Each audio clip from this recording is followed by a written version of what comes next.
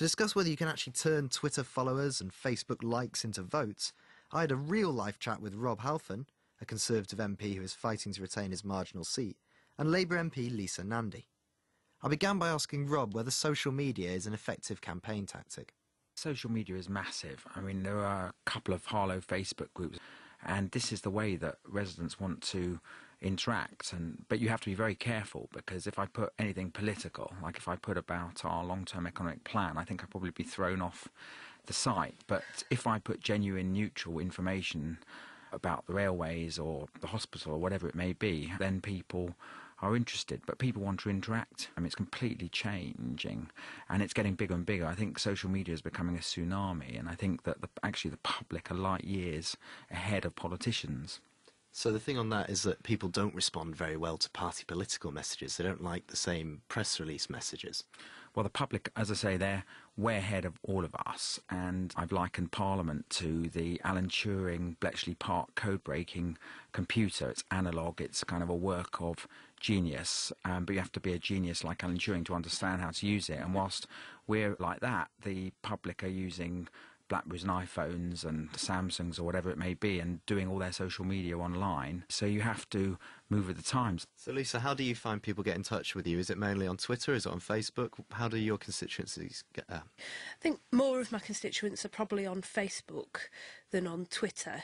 I think where it's really helpful is that it opens us up to a much broader dialogue. It means we can hear from people that the traditional media don't necessarily want to filter, and it means, like Robert said, that you have to have a conversation with people. You can't just broadcast your messages to them, or it doesn't really work. But I think where I worry is about who we're hearing from, and there's a real danger on social media that there's a clamour of noise for your attention that raises important issues, but not necessarily the most important or the most pressing.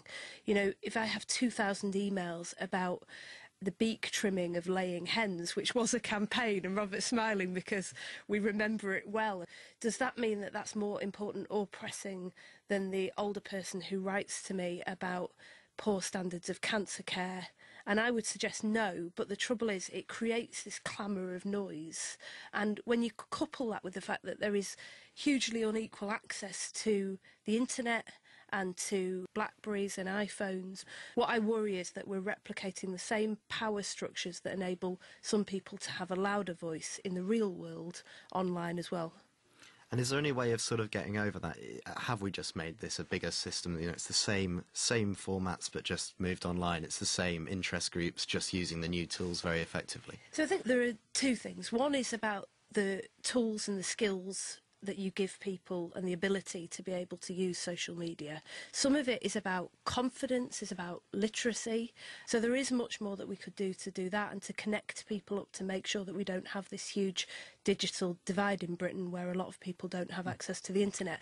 But I think there is also something that we should be doing as politicians, which is using social media wisely, seeking out groups that we don't normally hear from. There's another danger with social media, which is that it replicates those little groups that speak to each other, and if you're not careful, you only hear from like-minded people. Rob, you're in a marginal constituency. Can you actually get votes from campaigning on Facebook and Twitter in the same way you can from pounding on the doorstep and knocking on people's doors? Well, I think I've often liked social media to internet dating. So you can build the relationship on the dating site, but unless you actually go out and meet the person face to face, you're just going to be at home and not meet your potential partner. And so in politics, relationships is everything. So you still have to knock on doors, you still have to do community events, but nevertheless, it is incredibly empowering. There is a way now which is incredibly cheap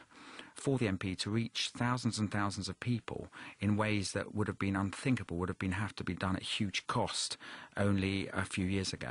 Lisa, can you actually get in touch and get votes from campaigning online? I'm not sure. I think you can reach people in a different way, though, through social media, and it depends a lot on how you use it. So the best responses I tend to have from people who don't necessarily agree with me tend to come when I share videos, clips of me doing things in Parliament, raising issues. When people can actually see you in action, you can reach more people. But I have to say, I don't think politicians as a whole are very good at this, and I would include myself amongst that. I think we're on quite a steep learning curve. And Rob, the Conservatives are now trying to get an edge on social media by paying quite substantial sums to people like Facebook for advertising. They're viewing this as important as billboard advertising.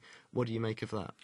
Well, I would regard social media as 10 times more important than billboard. And just finally, is it time to stop talking about social media as something that is other, that is detached from the real world, given that the vast majority of Britons are on it, are spending hours a day on it?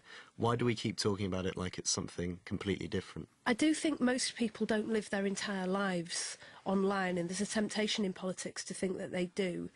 You know, the Conservatives have been buying up lots of space on different sites. The interesting thing about it is I think it will only work when you go to where people are.